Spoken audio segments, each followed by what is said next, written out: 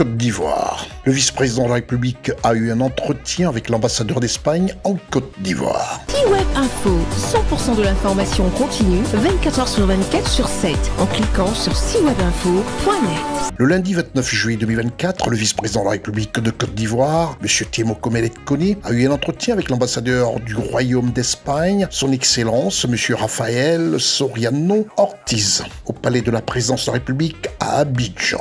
C'est l'année du 60e anniversaire de la coopération bilatérale entre la Côte d'Ivoire et le Royaume d'Espagne. Une coopération qui a connu des résultats remarquables. Le diplomate espagnol, en fin de mission en Côte d'Ivoire, est venu faire ses adieux au vice-président de la République de Côte d'Ivoire. Il a saisi cette ultime occasion pour faire le point des relations de coopération bilatérale entre la Côte d'Ivoire et l'Espagne. Au niveau de la coopération financière, je partageais avec monsieur le vice-président quelques exemples, notamment les lancements des travaux de stabilisation du cordon sableux à Grand Laou, un projet qui reçoit un soutien de 30 millions de dollars de la coopération financière espagnole.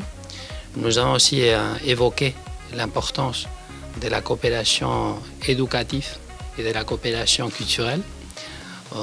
Le fait que la Côte d'Ivoire soit les pays africains avec plus d'étudiants d'espagnol qu'en étrangère en Afrique, ça donne, disons, la mesure de l'importance de ces volets. L'Espagne est très engagée en ce qui concerne la formation continue des enseignants et le renouvellement du matériel pédagogique.